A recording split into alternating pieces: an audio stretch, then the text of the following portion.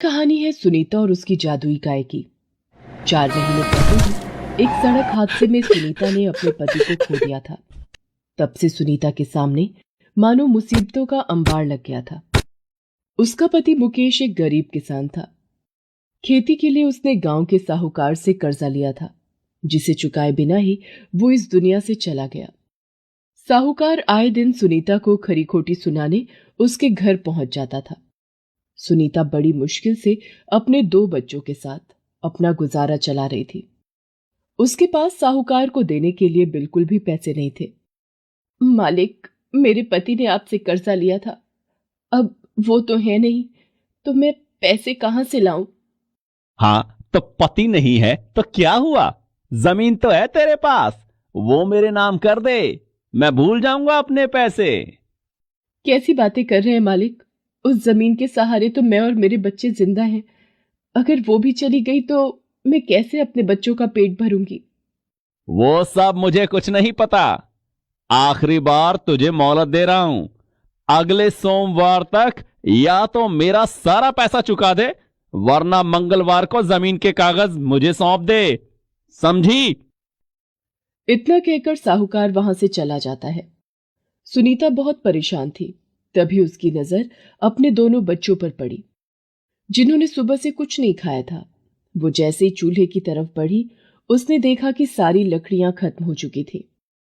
फिर उसने अपनी 5 साल की बेटी गुड़िया से कहा, गुड़िया, बेटा, चूल्हा जलाने को एक भी लकड़ी नहीं है। तू मुन्ने का ख्याल रखना, मैं जंगल से लकड़ी काट कर लाती हूँ। ठीक है माँ, तुम जाओ, मैं मुन्ने को संभाल लूंगी। अपने साल भर के मुन्ने को बड़ी बेटी गुड़िया के सहारे छोड़कर सुनीता जंगल की तरफ चल पड़ती है। रास्ते भर वो सोचती रही कि आखिर साहूकार को देने के लिए पैसे कहां से लाएगी। जंगल आ गया, लेकिन उसे अपनी मुसीबत से निकलने का रास्ता अब तक नहीं मिला था। जंगल पहुंचकर वो लकड़ियां काटने लगी। तभी अचानक उसे एक आवाज सुनाई दी। अरे, ये आवाज कैसी? किसी जानवर की लगती है। ऐसा लगता है उसे मदद की जरूरत है। सुनीता अपनी लकड़ियों को वहीं छोड़कर उस आवाज की दिशा में बढ़ने लगती है। कुछ दूर चलने पर उसे एक गाय दिखाई देती है। उस गाय के शरीर पर एक गहरा घाव था। वो दर्द से कराह रही थी।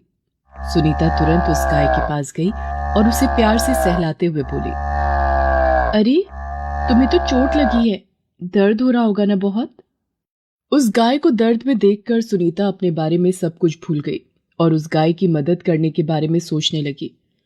उसने सबसे पहले गाय के घाव को साफ किया, फिर अपनी साड़ी से कपड़ा फाड़कर उसे घाव पर बांध दिया।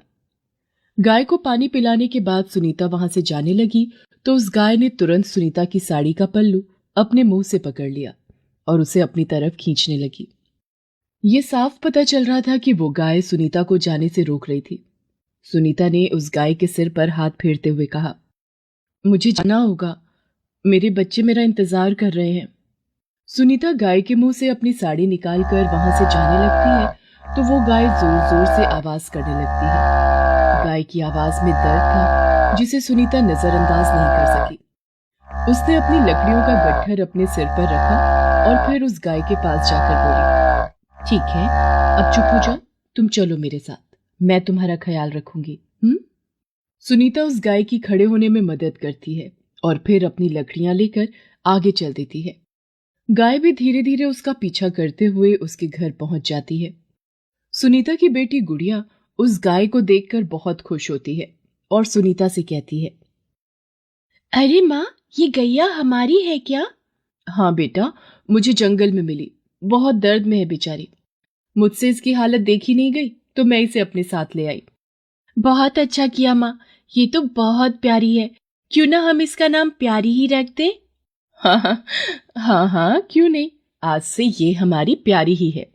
सुनीता उस गाय का बहुत अच्छे से ख्याल रखने लगी, जिसकी वजह से बहुत जल्दी प्यारी का घाव भर गया। गाय के दूध से सुनीता को भी घर चलाने में मदद होने लगी, लेकिन अब भी साहूकार का कर्ज चुका पाना उसके बस से बाहर था।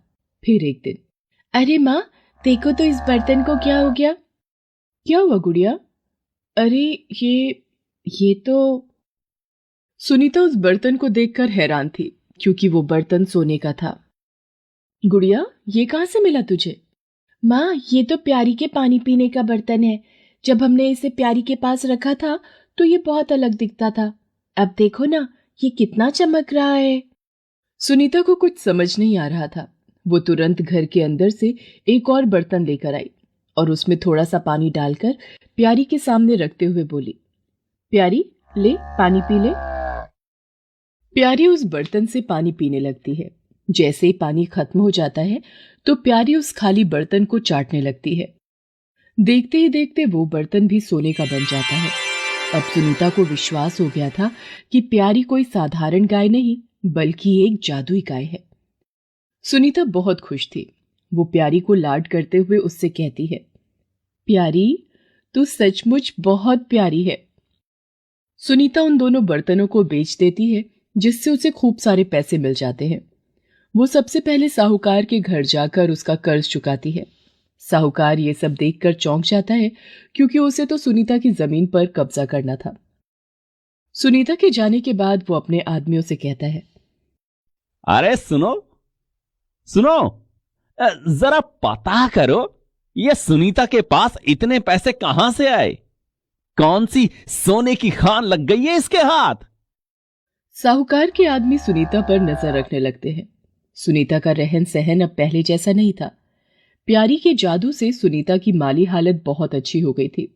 सुनीता की टूटी फूटी झोपड़ी की जगह अब एक पक्का मकान था जिसमें प्यारी के लिए भी रहने का बहुत अच्छा इंतजाम था। जिस रसोई में पहले चूल्हा जलाना मुश्किल था, वहां अब तरह तरह के पकवान बन रहे थे। गुड़िया अब स्कूल जाने लगी थी और सुनीता, उसे अब कोई चिंता नहीं थी। वो तो पूरा दिन सिर्फ प्यारी की आवभगत में ही लगी रहती थी। साहूकार के आदमियों को कुछ समझ नहीं आया। फिर रात के वक्त, प्यारी, ये ले पानी। प्यारी पूरा पानी पीने के बाद जैसे ही उस खाली बर्तन को चाटती है, वो भी सोने का बन जाता है। साहूकार के आदमी छिपकर ये सब देख रहे थे। उन्हें अपनी आंखों पर भरोसा नहीं हो रहा था। जब सुनीता वहां से चली गई तो साहूकार के आदमी चुपचाप घर में घुसे और उस सोने के बर्तन को अपने साथ लेकर सीधे साहूकार के पास पहुंचे और उसे सारा किस्सा सुना दिया। ये देखिए मालिक, यही बर्तन है वो। अरे हां रे, ये तो खाली सोने का है। तभी मैं सोचूं अचानक कैसे इस भिखारिन के दिन फिर गए। अगर ये सब सच है तो वो गाय तो मेरे पास होनी चाहिए। जाओ, उस गाय को अभी के अभी यहां लेकर आओ।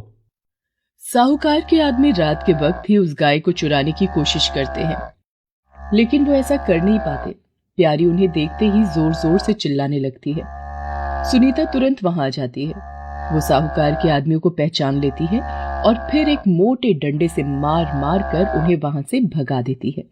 फिर अगले दिन, देख सुनीता, सीधी तरह से उस गाय को मुझे बेच दे। तुझे जो कीमत चाहिए मैं तुझे दे दूंगा, लेकिन वो गाय, उसे तो मैं लेकर ही रहूंगा तुझसे। बस लाला, बहुत हो गई तुम्हारी गुंडागर्दी। मैंने तुम्हारा सारा कर्जा चुका दिया है। अब तुम्हारा जोर यहां नहीं चलेगा। मैं अपनी प्यारी तुम्हें कभी नहीं दूंगी। सोच ले एक बार, अगर मैंने पूरे गांव को बता दिया कि तेरी प्यारी क्या कर सकती है, तो मैं क्या, हर कोई उसे पाने के लिए आ जाएगा यहां। फिर तू कुछ नहीं कर पाएगी। मुझे धमकी मत दो लाला। मैं तुम जैसे लोगों को अच्छी तरह से जानती हूँ। तुम्हें सिर्फ पैसों से मतलब है। मेरी प्यारी के साथ तुम कैसा बर्ताव करोगे मैं जानती नहीं क्या? तुम्हें जो करना है तुम कर लो। मेरी प्यारी यहां से कहीं नहीं जाएगी, समझे? साहूकार खून का घूंट पीकर वहां से चला जाता है। उसे किसी भी हाल में प्यारी को हासिल करना था। वो सारे गांव में प्यारी के जादू की खबर फैला देता है। फिर क्या था, पूरा गांव प्यारी का जादू देखने सुनीता के घर पहुंच जाता है। सुनीता ये सब देखकर घबरा जाती है। वो जल्दी से प्यारी को घर के पीछे वाले कमरे में बंद कर देती है और सभी गांव वालों से कहती है, देखिए, ये सच है कि प्यारी एक जादुई गाय है, लेकिन अब वो मेरे पास नहीं है। जैसे ही लाला को उसके जादू के बारे में पता चला, वो यहां से चली गई। चली गई? अरे कहां चली गई? ऐसे कैसे चली गई? तूने उसे जाने कैसे दिया?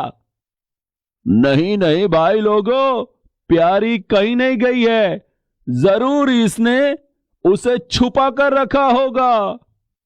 सभी गांव वाले जबरदस्ती सुनीता के घर में घुस जाते हैं और प्यारी को हर तरफ ढूंढने लगते हैं। सुनीता किसी भी हालत में प्यारी को खोना नहीं चाहती थी। इसके पीछे उसका लालच नहीं, बल्कि वो सच में प्यारी से बहुत प्यार करती थी और वो जानती थी कि वहां हर कोई लालच के चलते प्यारी को हथियाना चाहता था। उसने तुरंत एक योजना बनाई, जिसके तहत अचानक गुड़िया जोर जोर से चिल्लाने लगी, माँ माँ, वो प्यारी, मैंने देखा उसे। हैं? कहां देखा बिटिया? कहां है प्यारी? बाबा, वो गांव के बड़े चौराहे की तरफ जा रही थी, मैंने स्कूल से आते हुए उसे देखा। गुड़िया की बात सुनकर सारे गांव वाले गांव के उसी चौराहे की तरफ भागने लगते हैं। ये सही मौका था। सुनीता चुपचाप प्यारी को कमरे से निकालकर घर के पीछे वाले रास्ते से उसी जंगल में ले जाती है, जहां वो पहली बार उससे मिली थी। वहां पहुंचकर सुनीता प्यारी को आजाद कर देती है और रोते हुए उससे कहती है, मुझे माफ कर दे प्यारी, पर अब मैं तुझे अपने साथ नहीं रख सकती। तेरे जादू के बारे में सबको पता चल गया है। वो लोग तुझे चैन से जीने नहीं देंगे। तूने जो मेरे लिए किया, उसका एहसान मैं कभी नहीं चुका सकती, लेकिन मैं तुझे ऐसे लोगों को भी नहीं सौंप सकती जो तुझे नहीं, तेरे जादू को चाहते हैं। प्यारी की आंखों में भी आंसू थे। वो सुनीता को लाड दिखाने लगती है, मानो वो भी सुनीता को प्यार से अलविदा कह रही थी। फिर प्यारी पलटकर घने जंगल की तरफ चली जाती है और कुछ ही देर में सुनीता की आंखों से ओझल हो जाती है। सुनीता घर वापस आ जाती है। उसे प्यारी को खोने का दुख तो था, लेकिन ये तसल्ली भी थी कि प्यारी जहां कहीं भी थी, सुरक्षित थी।